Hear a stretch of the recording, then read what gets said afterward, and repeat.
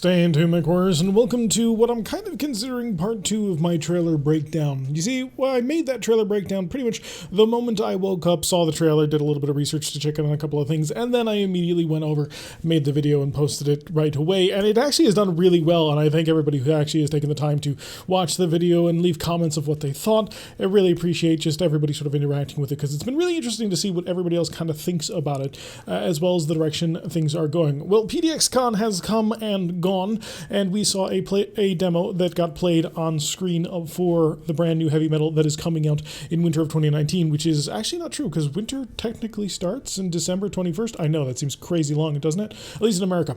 So, we now have a lot more information about heavy metal, sort of how things actually ended up shaking up. I kind of wanted to make this video sort of to talk about that, sort of update things on where it all ended up getting left off, where certain weapon systems got created, looking a little bit in more detail of some of the mechs, specifically the Bull Shark, but also some of the new equipment that's coming along for the ride. So, without further ado, I think we may want to get started. And the first place that we're going to start is we're going to return to that lovely, amazing screen that came up really early on, the weapon list here. So we saw this, oh, sorry, I need to activate that. There we go. Now everyone can see it. We saw a whole bunch of brand new weapon systems, the Coils, the Snub-Nose PPCs, UX, LBXs, Inferno rounds, all of this awesome gear, the list of the brand new mechs.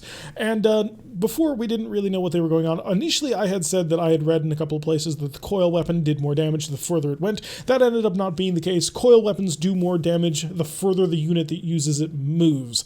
They're just utilizing what they call a kinetic battery, which basically the mech's moving legs and parts and joints generate enough power in order to fire the laser in an amazing way. Now, some people have pointed out that this breaks the laws of thermodynamics, because it would make a heck of a lot more sense to just pour in the power from the fusion reactor, but you know what? It's not terrible. While BattleTech is, to a certain extent, sci-fi, and does try to maintain a certain level of reality, there are, of course, a couple of ridiculous things, such as, heat-sinking technology, by which I mean things like cooling vests and cooling suits getting lost along the way, when really all that it is just cold water being pumped through a suit. Yeah, sometimes there's a little bit ridiculous things that happen in BattleTech. I'm not really against the idea of this. It was brought into the game basically to give lights a point. You have to remember that in vanilla BattleTech, you are facing between 4 to 12 enemy units, sometimes more.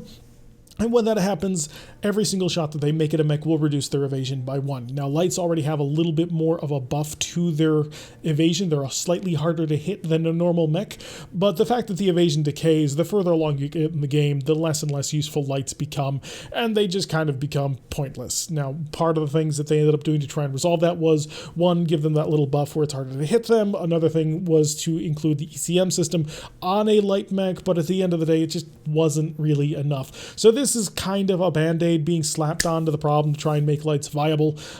Honestly, towards that end, I don't think that's going to work. At the end of the day, sure, you can run in and do a massive amount of damage once, but then you're going to die. So when in the hands of the enemy, that's going to be fine. That'll be great. I mean, you put this thing on a salad and have it charge towards the enemy and fire this thing at full power, although I don't think it'll actually work off mechs. But if something similar to that were to happen, if you return fire and destroyed it, the amount of damage that dealt to your mech was wildly disproportionate, whereas versus you, well, 25% of your strength just died because you had to rush it in close to fire that weapon.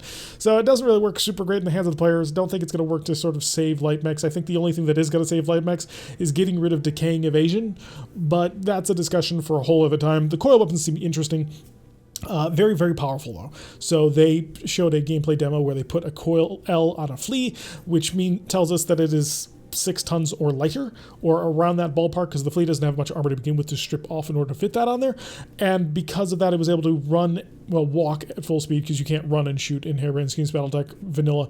But it walked a distance and did 160 damage in a single shot. Now, they had mentioned that it was able to get up to like 240 damage, which I'm not quite sure how much more distance they were expecting this fleet to cover to get to that point, but it certainly seems to be a big one shot that's going to do a huge amount of damage. With any luck, honestly, they will put it on a couple of enemy units just to kind of spice up the fact that enemy lights are going to be slightly more dangerous to you, because once you get to a certain point of the game, the lights are just irritating, but no point to them. But yeah, coil weapons deal more damage the further you go. Seems to be very interested. Not certain what sort of accuracy penalties or gains they're going to do. Oh, as they do more damage, they deal more heat. So if you go super fast, you're going to generate a huge amount of heat. I believe it was going to do like 150 heat or something, which in Harebrained Schemes BattleTech, or in vanilla, I'll start calling it from vanilla, unmodded BattleTech vanilla. In vanilla, the overheat mechanic basically works out that if you overheat, you take a little bit extra. You take damage to the mech in all component locations, which can be somewhat unpleasant, but it's not exactly a huge problem. I don't know if there's ways to control for that, but if that's the balancing factor, I'm going to be honest, I don't think it's going to be enough, because though I don't think the weapon's going to be all that popular to use. You could throw this thing on, say, an assassin, which is going to move very quickly anyway, and combined with its perk, which we'll talk about later, it ignores 2 pips of evasion. Combined with its quirk, it may end up being very useful for hunting down light mechs. You deal 160 damage to a locust, I mean, it's gone. It's nothing but a pair of twigs in a cockpit falling down to the ground. Yeah, coil weapons, very interesting. I'll be interested to see what people come up with as ways to utilize them to be effective, or if they just fall by the wayside. I imagine they'll actually be fairly popular in multiplayer, because it is kind of a one-shot wonder weapon. And since it's only ever 4-on-4 in multiplayer, and you're not trying to run a company long-term, that actually could be really good. I mean, you bring a couple of fleas on board, and suddenly you manage to get behind an enemy assault, you core them out almost immediately. I mean, that's pretty good utility. Even if you lost a 20-ton light mech, you took out, say, an 80-ton mech or something like that. So, multiplayer may actually see those used a lot. We didn't learn anything about the Somnos PPCs, unfortunately. We did learn one thing about the UX. They appear to be using, at least in the version of the build, which, again, it was a demo, and they're shipping next month, so there's time to change this, but they appear to be using normal autocannon ammunition bins. So they had shown it the UAC 5 on the Bull Shark, which is their brand new mech. We'll talk more about it later. It had 2 UAC 5s on board, and when we looked at the actual the Mech Lab paper doll thing, it had 4 tons of ammunition but only 60 rounds, which tells us, and it also says AC5 ammunition instead of Ultra Autocannon 5 ammunition. Now that may change. UAC 5 ammo should come in bins of 20, so we're getting gypped out of about 20 rounds in order to make it comparable, but other than that, we haven't actually learned anything about it. The Bull Shark never actually fired its weapons during the demo, aside from the Thumper cannon, which we'll talk about more. So it's an interesting thing. I suppose that might be a balancing factor, especially if they don't bring in the jam mechanic, because normally Ultra Autocannons, what happens if you roll a 2, the weapon jams for the rest of the battle and cannot be used at all, which kind of sucks, but sort of a high risk, high reward. You're getting double damage, but 1/6 of the time it's not going to work anymore. Ever. Or 1/12 of the time? I'm not quite sure how the statistics were out, but a 2 on 2d6, which is rolling 2 6-sided dice. So be interested to see where that actually goes. I think that's probably what they have in mind based on what they've done with a couple of other weapon systems. They're going to take a very, I don't want to say lazy way out, but it is a very simplified way out. Just make it use normal autocannon ammo, take out the jam mechanic entirely, and the balancing factor of having UAC is it weighs more tonnage and you burn through ammo like it's nobody's business. Makes a certain amount of sense. We'll have to see where that one ends up going. So this has become my personal bugbear, the LBX autocannons now at this point. I was super excited when I saw this list. I was gushing about the fact that LB autocannons have 2 different types of ammunition. You have a slug mode, which fires exactly like a normal autocannon, and a cluster mode that fires like a big old shotgun. So you use the slugs to punch through enemy armor, and then once the internal criticals are exposed, you can then fire the cluster round, which will then roll multiple times to try and cause a whole bunch of critical hits on the inside of the mech. Gives you a lot of chances to trash equipment really well. It's a really cool mechanic. It works really well in Rogue Tech right now, and I was really kind of hoping I would see that in this as well. Unfortunately, it looks like Harebrained Schemes is going along the path of every single other implementation of LB autocannons I've ever seen in any mainline MechWarrior game. So what ends up happening normally is every single other time I've seen LBX autocannons implemented, what they end up doing to them is they just turn them into shotguns because they don't want to deal with having to set up ammunition switching. I've never seen any other game, any MechWarrior game at the very least, ever do ammunition switching, which is a little bit disappointing. So what they do is they just make them big shotguns. They only fire cluster rounds only, and that definitely appears to be what they've done here. When we looked at the paper doll in the Mech Lab, we didn't see any sort of special cluster ammo or anything of that sort, so unfortunately, it looks like they've gone that route. I'm not going to lie, I'm incredibly disappointed by that. That is by far, this and the next thing are by far the biggest disappointment I have in the whole thing. The fact that they went through what is honestly the laziest possible implementation of the weapon is really disappointing. I had a lot of hope for it. The idea of a secondary fire or even certain kinds of ammo switching is not exactly foreign to gamers, special abilities and that sort of thing. Heck, there's the resolve abilities in this game already. So the idea that, oh, I need cluster rounds in order to do the shotgun mode, normal slug rounds in order to do the normal mode, and I can switch between the two, you're not asking a lot of gamers to figure that out. I get that they're trying to make vanilla BattleTech very accessible to people who have no idea about the universe, but cheapening that really does take a lot away from the universe, because there is a lot of nuance, and while you can simplify to an extent, I think they might be going a little bit too far with this one. It is something that I hope that they very much revisit, because the LB autocannons are supposed to be really, really cool like that, and like I said, they are my favorite, well, one of my favorite ballistic weapons, and the fact that they're putting them out in such a lazy fashion is really kind of disappointing. It seems like they've added it just to add a cool weapon instead of adding it in order to add the weapon in order to provide new options to the players. Oh, and by the way, something that they asked during their presentation, they wanted to know specifically what did LB mean, LBX? What does that all mean?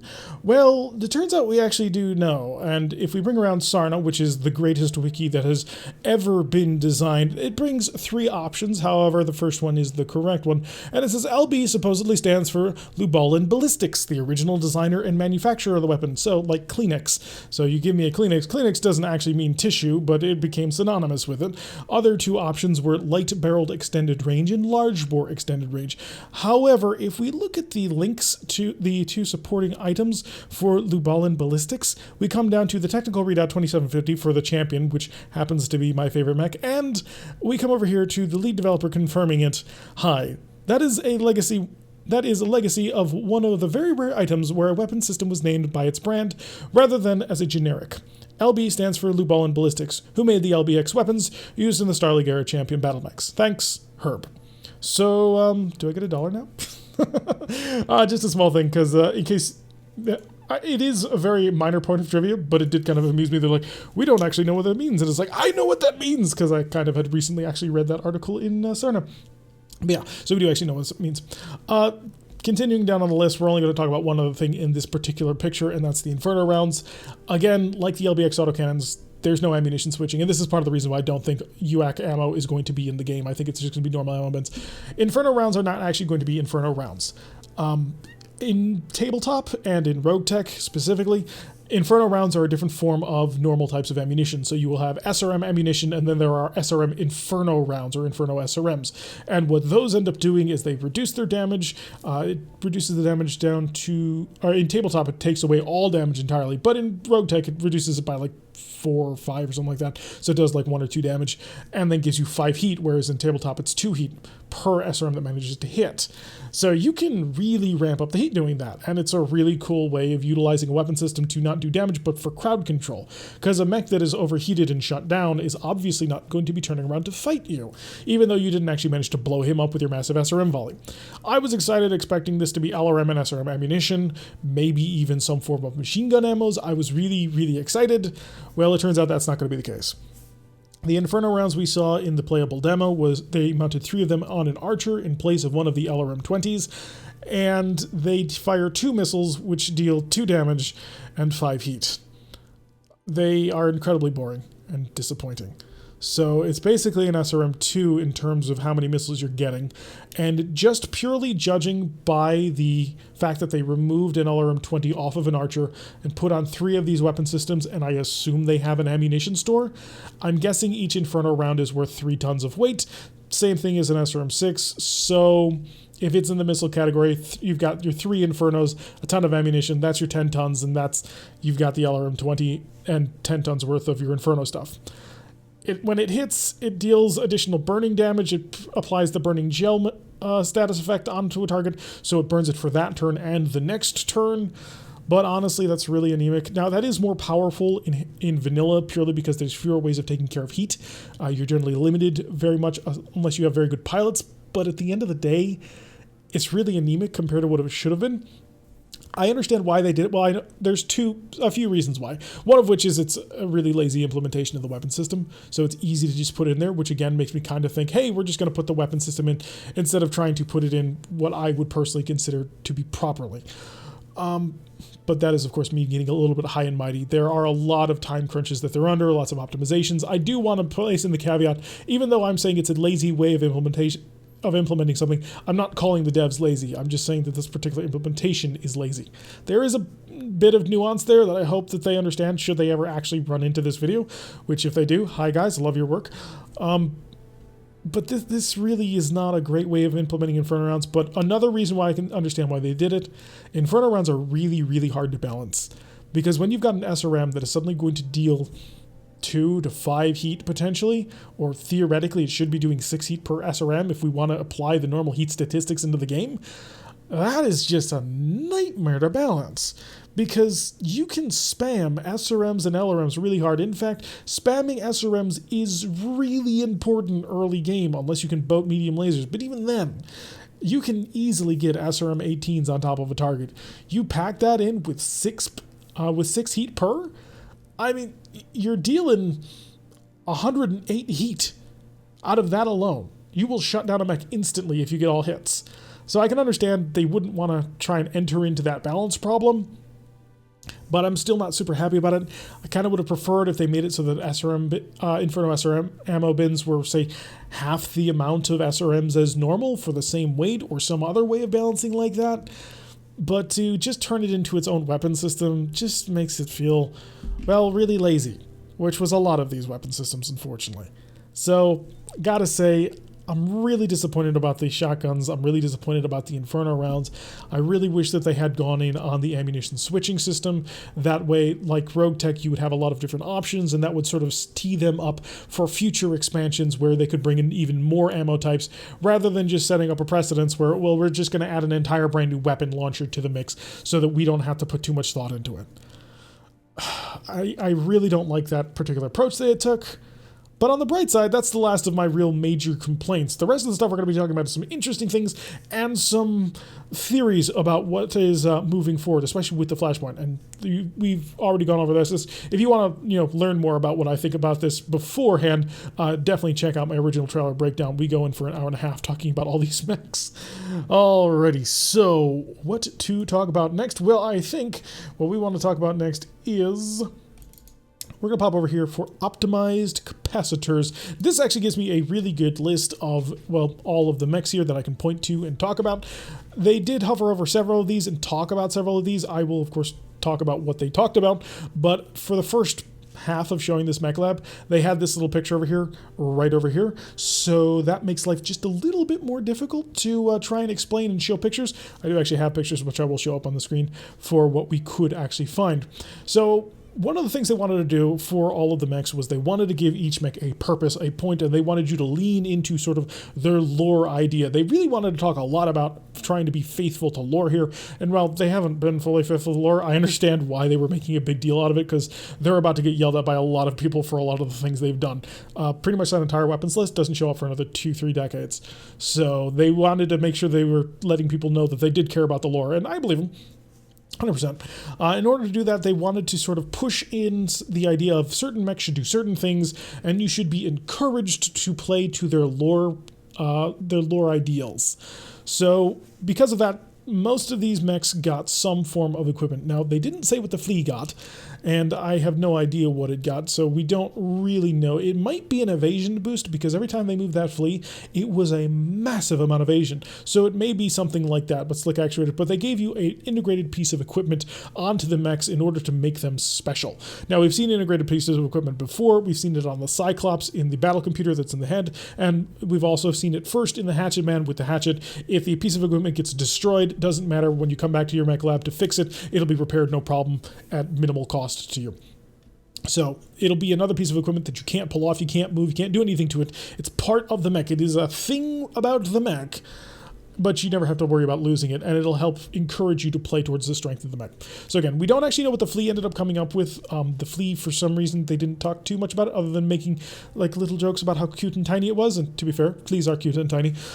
But the other thing they kind of One of the things I kind of think they might have done is they may have given it an evasion boost. After all, fleas are supposed to be very nimble and aggressive. The original flea is 15 tons, and further variants were made up into 20-ton mechs. So they may have given it something to that, but I do not know on that one. The Assassin has the intercept system. Unfortunately, when they were showing this little mouse box for it, again, this picture was over the top of it, so we don't have a really good picture of that. And the intercept system, as described, allowed it to attack lighter mechs more easily. I've seen some people post on several forums and the subreddit that what it does is it ignores 2 pips of evasion, which will allow it to go after lighter mechs, which is fully thematic. The Assassin was designed and built sort of as a light mech hunter in order to counteract sort of the 35 and 30 tonners who would zip all over the place and be too quick and nimble for sort of heavier mediums and heavy mechs to really go after effectively. The Assassin was perfectly designed to hunt them down because it was super fast, super jumpy, and now with the intercept system, it'll be designed to go after them.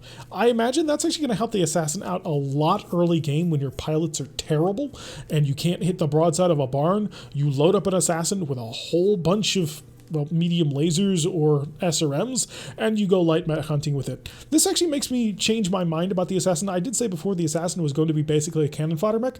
I don't necessarily think that's the case anymore, and that is a fairly significant improvement to it that may actually see it have a really good early game niche, and I'm really happy to see that.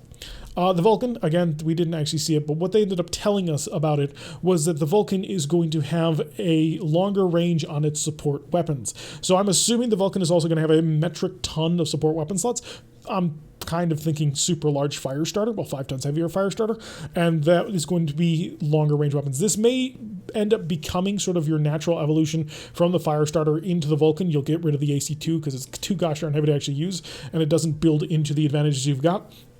Could be flamers, could be machine guns, but more likely to be small lasers, because sufficiently good small lasers can absolutely strip the crap out of everything you want to fight. I mean, it's half a ton for 20 damage, which is just huge, especially when you compare it to, or is it 15 damage normal? 20 damage if you get the good ones. Maybe even 25 if you get the really good ones. But yeah, extended range probably means that small lasers are going to be almost medium laser range, at least for the earlier bracket.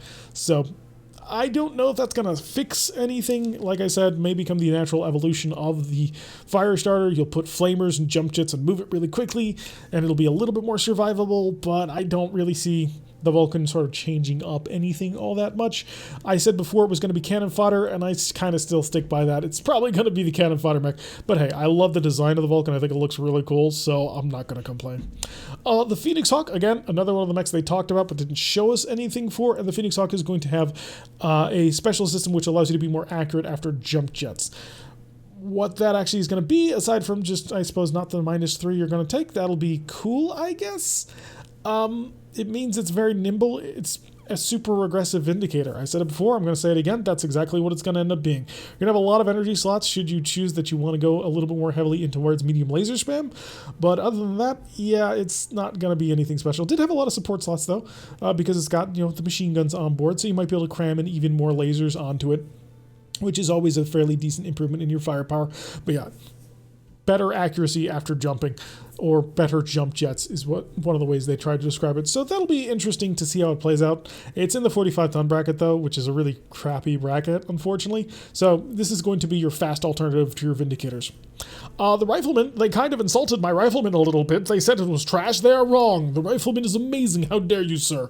The Rifleman actually in vanilla is going to be amazing, and I stand by that, and I only stand by that further.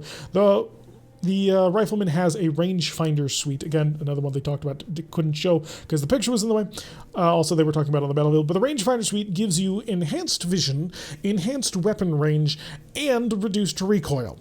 So the fact that they put a pair of LB10X autocannons on this thing during the demo itself, well, that just probably brought the LB10X range up to LB5 range, which would be really nice. So increased range, reduced recoil, so you can just keep blasting away all of the time, and increased sight range. Actually turns it into a fairly decent scout despite being so slow. They were complaining how it was slow, but the only thing I have to say is, guys, the smaller the engine, the bigger the guns, and the 60-ton weight bracket is already inundated with lots of fast and not particularly strong mechs. I don't know what you're smoking, but dude, the Rifleman is going to be amazing in vanilla. It has all the tonnage it needs, but I'll stop gushing over the Rifleman. Archer, they did show this one towards the very end, and I do believe I actually have a picture of that one. Where did I not? Let me double check.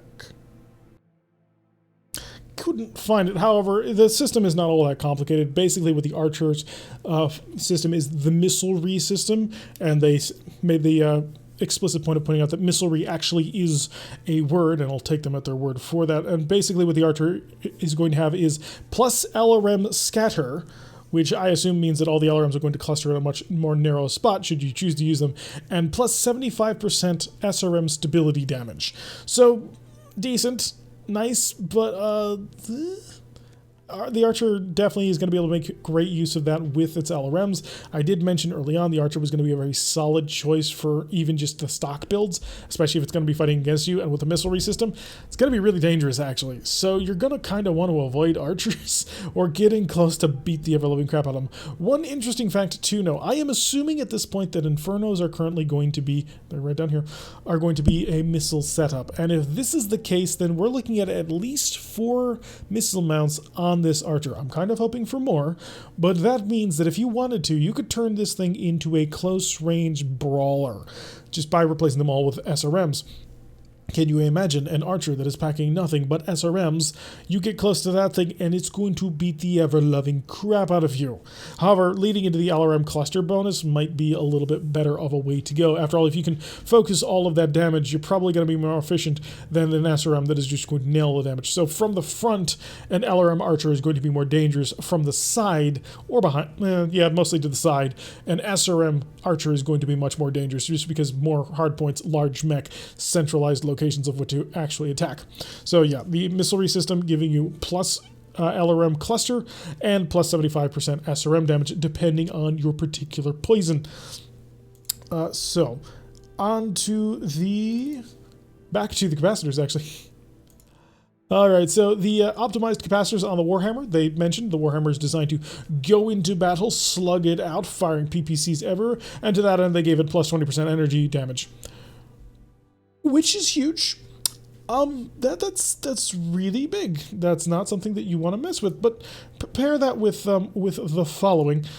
This sucker has 4 energy hardpoints. So we kind of suspected it was going to have the 4 energy hardpoints, just enough in order to pack in all of its systems, and then also it has 4 support hardpoints, so you could do some interesting things. You'll probably swap out these machine guns for small lasers at the very least, but what you have the capability of doing is just cramming quite easily 4 large lasers onto it. So yeah, this is definitely a great candidate for a large laser sniper. The improved capacitors definitely leans on into that one, allowing you to be incredibly aggressive with that. And I think that, well, the Warhammer is going to be a really powerful backbone in pretty much any lance at this point because of that.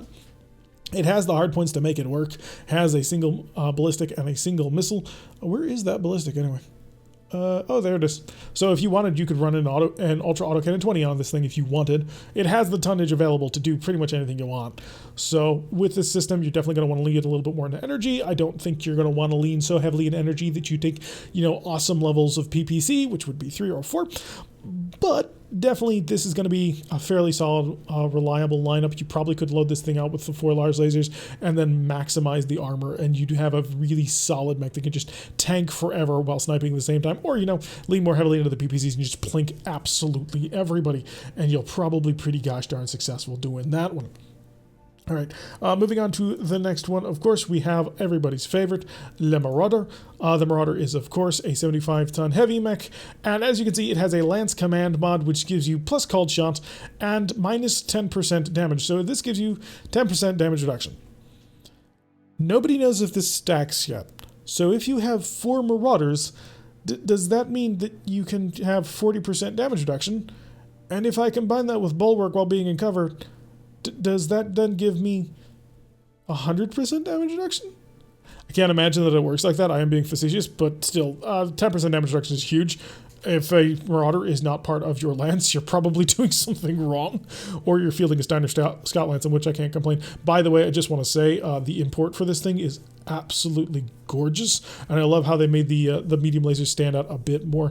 This thing is just lovely, and I can't wait to use it. I'm really excited to.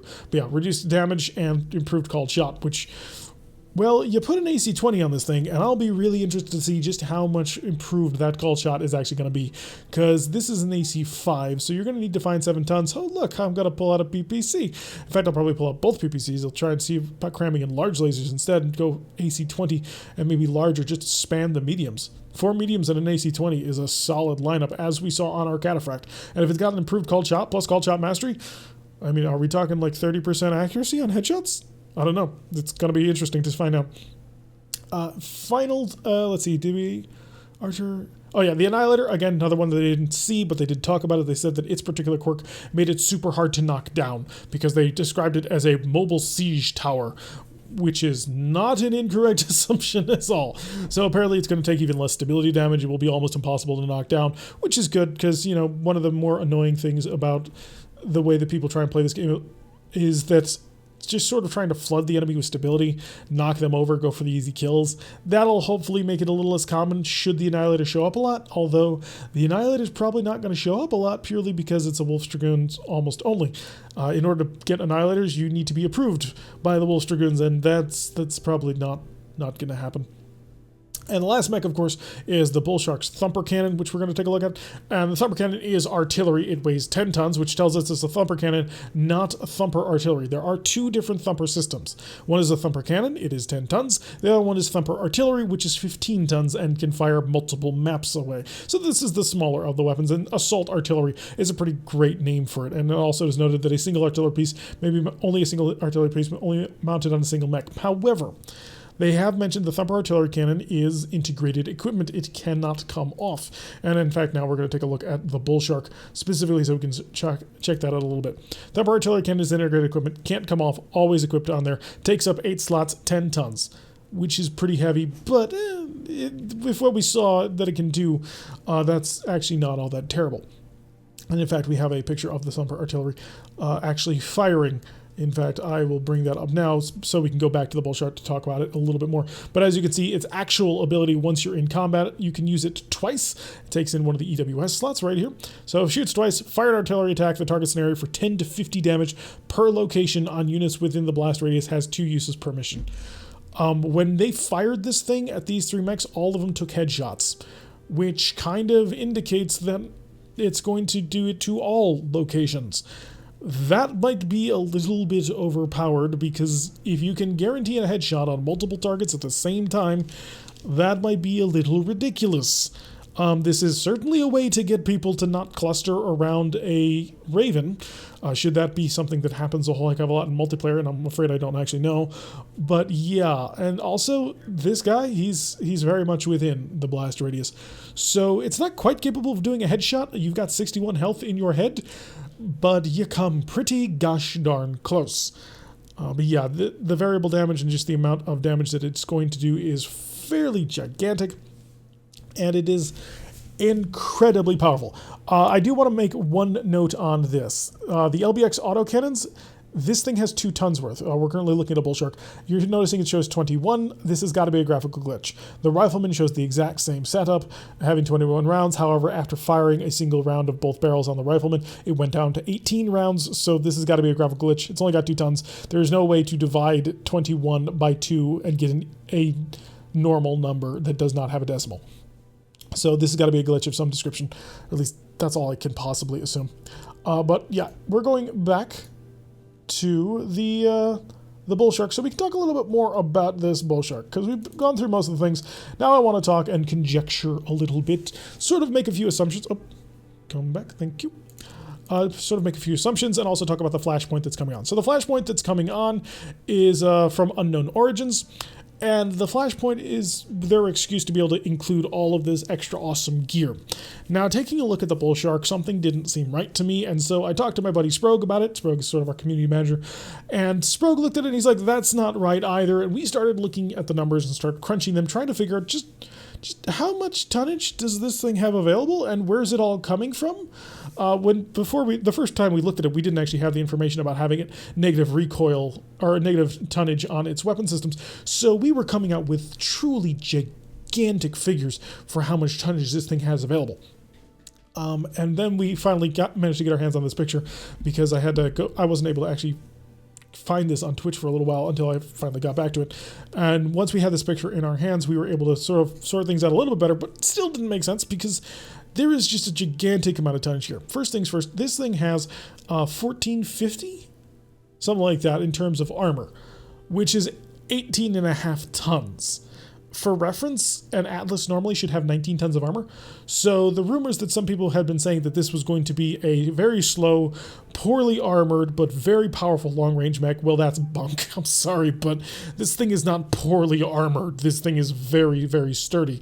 As for slow, no, because when we looked around to try and figure out how these numbers worked out, well, we went into Mega Mech Lab, and we came up with this. This is the Bull Shark. What we did is Mega Mech Lab is part of Mega Mech, which is a project basically to turn all of classic BattleTech, the tabletop, into being on the computer. It takes a lot of the difficult effort of calculations and that sort of thing out of the equation, so you can very easily sort of set up and play a game of BattleTech without having to get out all of your minis and all of your terrain and then figure out every little fiddly thing in lines of sight. It does it all for you. It's really easy, and one part of that is, of course, you've got a mech lab that you can mess around and build in. Now, I should make the caveat that some of this is supposition, because not every mech easily transfers over into the mech lab. In fact, a lot of these mechs have kind of bonkers criticals, but this mech actually fit in quite nicely, and based on what they were talking about, how their artist guy wanted to make something that was very lore friendly, I kind of believe it. However, in order to get this tonnage where all of these weapon systems equipped, well, you got to be a clan mech. And that's why I'm saying that the Bull Shark is a clan mech. I feel reasonably confident in saying that, but this Bull Shark it doesn't make any sense any other way. So, also, a couple of other people have pointed out to me on the other video that the legs look very much like they were taken off a direwolf. But the fact that this mech has an LBX autocannon, has UAC autocannons, has ER medium lasers, a thumper on the back, all of this tonnage has got to come from somewhere. And if we take Mega Mech Lab, well, all this tonnage did come from somewhere, and that somewhere was a Clan XL engine and Clan Endosteel. Now, the reason why it's got to be Clan is because, well, we're getting kind of low on critical slots. Now, you can actually pull off, more arms, remove the lower arm, remove the upper, remove hands and upper arms and that sort of thing. You can do all that in order to do that. And in fact, if we remove all of the arms that we can, then what we're looking at is we have 75 of 78 critical slots. In order to be an Inner Sphere XL engine, we would need 2 more of those. And in order for that to be Inner Sphere Endo, we would need 7 more crits. That ain't happening. If you're getting a little bit lost, I'll try to explain.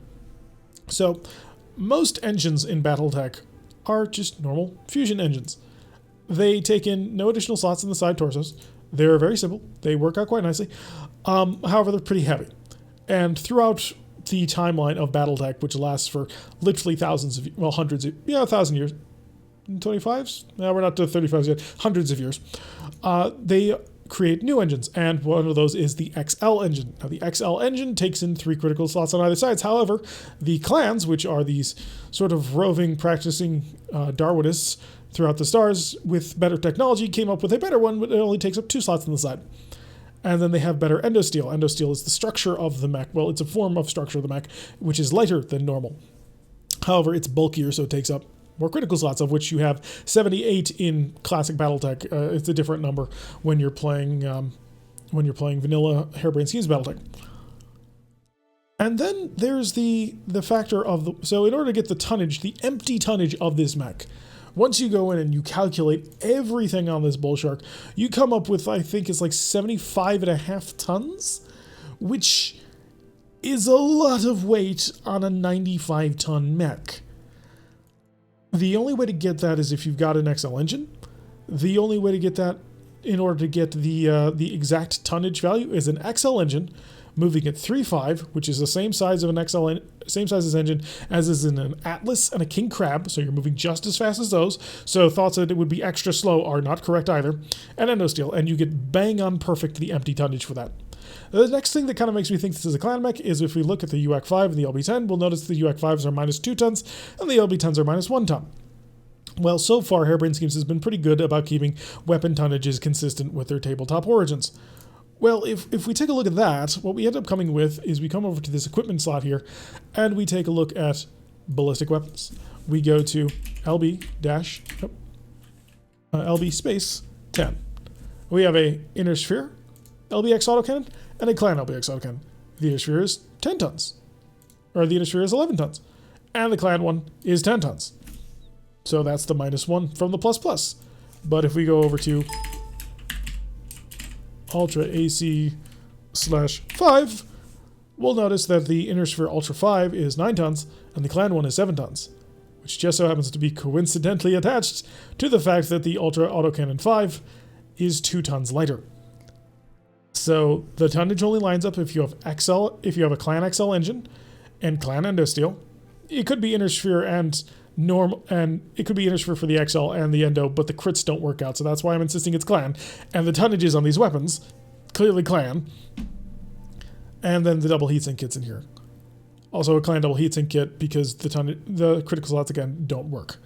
Now, you can't quite make this mech in Mega Mech Lab because you're actually missing one kind of important thing. You're maxed out at 95 of 95 tons down here. 75 of 78 criticals if we take off all the additional actuators. The Thumper cannon has no ammo. The Thumper cannon actually does need ammunition. However, they turned it into a special ability, clearly. But normally you would need some form of ammunition, cluster, copperhead, fast cab, flechette, illumination rounds, normal ammo. And to be fair, you also get 20 rounds per ton of ammo. But yeah, you're short a ton of ammunition for the gun, but the gun only will fire twice in the game according to this one. So me and Sprogue kind of figured that would be jettisoned for that particular purpose. So I postulate that the Bull Shark is a Clan mech, and that From Unknown Origins is described on the Steam page as Natasha Kerensky fighting the bounty hunter in order to get their hands on a derelict cargo vessel. Who's Natasha Kerensky? Well, Natasha Kerensky is one of the certified badasses of the entire BattleTech universe. She is head of the Black Widow Company of the Wolf Dragoons, which, well, you may want to leave for spoilers right now, but you probably won't care that much. But anyway, the Wolf Dragoons were sent to the Inner Sphere by Clan Wolf in order to figure out what the heck was going on in the Inner Sphere. Sort of a spying mission to figure out everything that happened to be happening. And Natasha Kerensky is one of sort of the loose guns that Jamie Wolf, head of the Wolf Dragoons, sends out to take care of things whenever a job needs taking care of. She's a complete and total badass, drives a Marauder, then moves into a Warhammer after her Marauder gets stolen from her by the bounty hunter. Who's the bounty hunter? Well, think about, he's kind of Boba Fett in the BattleTech universe, except he's Boba Fett and the Dread Pirate Roberts kind of molded into one, because who the bounty hunter is changes throughout history. Somebody takes on the mantle of the bounty hunter, like the Dread Pirate Roberts. This particular one is kind of, well, he's somewhat evil and a mercenary, very mercenary, and so kind of comparable to Boba Fett in this particular time period. So I suggest that From Unknown Origins is talking about a derelict Clan jump ship that misjumped, and a la Far Country got way magically somewhere out in the Inner Sphere, rather than taking about the year-long trip it takes to get from Clan Space to the Inner Sphere. It could be a jump ship or a supply vessel from the Wolf's Dragoons, but the Wolf's Dragoons were pretty good about not actually using too much Clan tech. Yes, they brought the Annihilator with them, but to be honest, they thought the Inner Sphere had Annihilators. They didn't realize that was not a thing. But other than that, they kind of tried to utilize the equipment that would have been available to the Inner Sphere. So the idea of them bringing just full-on Clan weaponry out doesn't make a whole heck of a lot of sense, because they didn't bring it with them at all at the beginning. So I kind of suggest that it is a scout vessel or a misjumped vessel that ended up becoming a derelict from Clan Space, loaded to the gills with Clan weaponry, which is why we happen to have all of these weapons, which are decades out of timeline, but for the clans, all of this stuff is available. Well, maybe not the coils, we don't know where the coils came from, but all the rest of this gear, Ultra Autocannons, LB Autocannons, the clans have had them for decades, years, hundreds of years at this point. So, also, if this were to be a little bit more accurate to what would be available to the Inner Sphere right now, because the Inner Sphere hasn't invented anything really new, there is some of these weapons that are lost tech. That is the LB-10X and the UX-5. Both of these were available to the Inner Sphere, but the Inner Sphere never developed them beyond that. The clans did. And then after the clans kind of invaded, the Inner Sphere developed these to a further degree. They rediscovered the LB-10 and the UAC-5 shortly before the clans invaded, thanks to the Helm Memory Core, but other than that, I mean, the rest of these weapons should not be around for decades. So that would be a way, in order to sort of get around that problem, is if this is a clan mech. So it is a digitigrade leg mech, which means, you know, the legs are backwards. Which kind of lends a little bit of credence. It is a bit of the hallmark of the clan design. You'll notice the Phoenix Hawk, normal legs. Annihilator, actually designed at the end of the Amara Civil War, which is why the Wolf Dragoons thought that the Inner Sphere had them. The Rifleman, forward-facing legs. The Assassin, forward-facing legs. The number of reverse-swept legs in the Inner Sphere prior to the return of the clans is really, really narrow, whereas the number of clan mechs with reverse-swept legs, really, really common. These look like direwolf legs. These shoulder pauldrons here are very reminiscent of a Timberwolf when it doesn't have its missile pods up there, but instead the backup energies. The actual weapon alignment here actually kind of reminds me of a Madcap Mark II, but that's not going to be constructed for even longer after the rediscovery of the clans returning to the Inner Sphere. I think what we're looking at here is a clan mech. A prototype clan mech that never actually got used for anything for whatever reason. And that's the whole story behind this. I think that the whole point of From Unknown Origin is going to be the character helping out Natasha Kerensky as she tries to get to the reward before the bounty hunter, and they may give you an opportunity to betray Natasha Kerensky. I wouldn't necessarily recommend you do that. It would not be exactly good for your health, but that's kind of my suggestion. So we've talked about sort of the new equipment, the quirks that got introduced in the game. We talked about a little bit more on those mechs and how I think the quirks may have modified some of the stuff. And we've talked about how I think that From Unknown Origin is going to be dealing specifically with a clan supply vessel that Natasha Kerensky from the Wolf Dragoons is attempting to recover or prevent the bounty hunter from getting, who she will enlist your aid, and you will recover the Bull Shark, which I think is a clan mech. It definitely has clan equipment on board. And I think that's also going to be their excuse for why all the other clan equipment, or all the other more modern equipment, is going to be there. They're going to utilize that as, say, call them prototypes or something. So that seems pretty clear to me. Anyway, that will be, well, the last of this particular trailer / PDXCon wrap-up. I hope you guys had a pretty decent time with it. I hope that my ranting and rambling has been productive for you and you've enjoyed it as well. If you have any thoughts about anything I said, sort of if you think the Bull Shark is also clan as well, or maybe you have another idea, I'd love to actually hear it. I really like to hear the ideas from the rest of the community. It was a lot of fun to read a lot of the comments from the last one, and I'm definitely looking forward to reading the comments from this one. If you have been enjoying sort of my style of commentary and that sort of thing, check out the rest of the channel. Mostly we do gameplay videos, but on occasion I can be coming around to do these sorts of little rants and talks about lore, that sort of thing. And yeah, check out the rest of the channel. Maybe you'll enjoy our RogueTech playthrough. RogueTech is basically normal BattleTech, except, you know, with a little bit more flair. It's much more complicated and advanced, which is one of the reasons why I'm not happy about the LBX autocannons, and really in depth. If you ever kind of wanted more out of BattleTech, this is it. But yeah, we play that every Tuesday, Thursday, Saturday, and Sunday. We put up videos of our Howl's Heroes campaign, and on Wednesdays and Saturdays we stream our Apollo's Vipers campaign, which happens to be a Clan Stark. Maybe that Bull Shark sometime soon.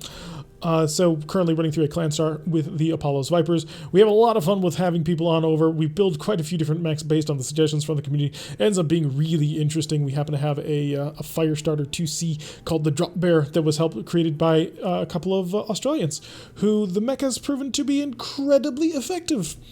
We also play a game called Starfleet Command on the channel, which is Starfleet Battles, which is another 1980s tabletop hex-based war game that got turned into a computer game. Is a lot of fun.